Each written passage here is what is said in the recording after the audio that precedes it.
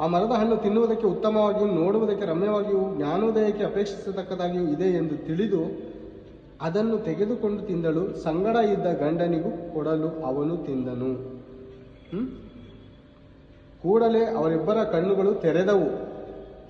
ತಾವು ಬೆತ್ತಲೆಯಾಗಿದ್ದೇವೆಂದು ತಿಳಿದು ಅಂಜೂರದ ಎಲೆಗಳನ್ನು ಹೊಲೆದುಕೊಂಡು ಹುಟ್ಟುಕೊಂಡರು. ಆಗ ಗೊತ್ತಾಯ್ತಂತೆ ಅವ್ರು ಬೆತ್ತಲೆ ಇದ್ದಾರಂತೆ. ಅಂದ್ರೆ ಪಾಪದ ಕಣ್ಣು ತೆರೆಯಲ್ಪಡ್ತದೆ, ಅದು ಪರಿಶುದ್ಧತೆಯ ಕಣ್ಣಲ್ಲ. ನೋಡಿ ಪ್ರಿಯರೇ, ನಾವು ಪರಿಶುದ್ಧತೆಯಿಂದ ನೋಡುವಾಗ ಅರ್ಥ ಮಾಡ್ಕೊಳ್ಳಿ, ನಾವು ಪ್ರತಿಯೊಬ್ಬರನ್ನು ಒಳ್ಳೆ ಭಾವನೆಯಿಂದ ನೋಡ್ತೀವಿ. ಆಗ ನಮಗೆ ದೇಹದಲ್ಲಿ ಬಟ್ಟೆ ಇದೆಯೋ ಬಟ್ಟೆ ಇಲ್ಲೋ ಅದು ಪ್ರಾಮುಖ್ಯತೆ ಅಲ್ಲ. ಆತಳು ನನಗೆ ಅಕ್ಕಳ ಸಮಾನ, ತಂಗಿಯ ಸಮಾನ, ತಾಯಿಯ ಸಮಾನ. ಬಾಯಿ ಬಿಟ್ರೆ ನಾವು ಅಕ್ಕ, ತಂಗಿ, ಸಿಸ್ಟರ್, ಬ್ರದರ್ ಅಂತ ಮಾತಾಡ್ತೀವಿ. ಓಕೆನಾ? ಯಾವಾಗ ಮನಸ್ಸಿನಲ್ಲಿ ಕೆಟ್ಟ ಆಲೋಚನೆಗಳು ಇಲ್ಲದೆ ಇದ್ದಾಗ. ಕೆಟ್ಟ ಆಲೋಚನೆ ಬಂದಾಗ ಏನಾಗುತ್ತೆ ಗೊತ್ತಾ, ಅವರ ದೇಹಗಳನ್ನು ನೋಡೋದಕ್ಕೆ ಇಷ್ಟಪಡ್ತೀವಿ. ಅವಾಗ ಅವರು ಬೆತ್ತಲೆ ಆಗಿದ್ದಾರೆ ಅಂತ ನಮಗೆ ಗೊತ್ತಾಗುತ್ತೆ. ಇವಾಗ ಯಾವಾಗ ಗೊತ್ತಾಯ್ತು ಇವ್ರಿಗೆ? ಪಾಪದ ಕಣ್ಣುಗಳು ತೆರೆಯಲ್ಪಟ್ಟಾಗ ಅವರ ದೇಹದ ಸೌಂದರ್ಯಗಳು, ಅವರ ದೇಹದ ಅವಯವಗಳು ಅವರಿಗೆ ಆಕರ್ಷಣೆಯಾಗಿ ಕಾಣಿಸ್ತು.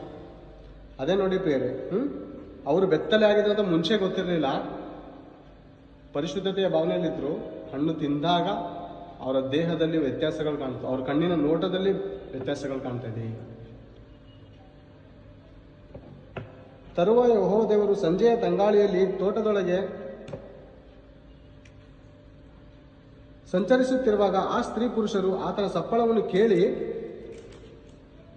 ಕಾಣಿಸಬಾರದೆಂದು ತೋಟದ ಮರಗಳ ಹಿಂದೆ ಅಡಗಿಕೊಂಡರು. ಏನ್ ಪ್ರಿಯರೇ, ಇಷ್ಟು ದಿನ ತಂದೆಯ ಬಳಿಯಲ್ಲಿ ಆಟ ಆಡ್ತಾ ಸುತ್ತಾಡ್ತಾ ಓಡಾಡ್ತಾ ಇದ್ದಂತ ಈ ಮಕ್ಕಳುಗಳು ಏನಾಗಿದ್ದಾರೆ ಗೊತ್ತಾ? ತಪ್ಪು ನಾವು ಮಾಡಿದ ನಂತರ ಇವ್ರಿಗೆ ತಂದೆ ಮುಂದೆ ಕಾಣಿಸ್ಕೊಳ್ಳೋಕೆ ಭಯ ಪಡ್ತಾ ಇದ್ದಾರೆ. ಇದ್ರ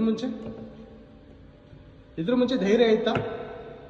ಜ್ಞಾನೋಕ್ತಿ ಹೇಳುತ್ತೆ, ದುಷ್ಟನು ಭಯಪಟ್ಟು ಓಡುವನು, ಶಿಷ್ಟನು ಧೈರ್ಯದಿಂದ ಇರುವನು. ಅಂದ್ರೆ ಶಿಷ್ಟನು ಧೈರ್ಯದಂತೆ, ಸಿಂಹದಂತೆ ಧೈರ್ಯವಾಗಿರ್ತಾನಂತೆ, ದುಷ್ಟನು ಭಯ ಪಡ್ತಾನಂತೆ. ಅನೇಕರು ಪೊಲೀಸರು ಈ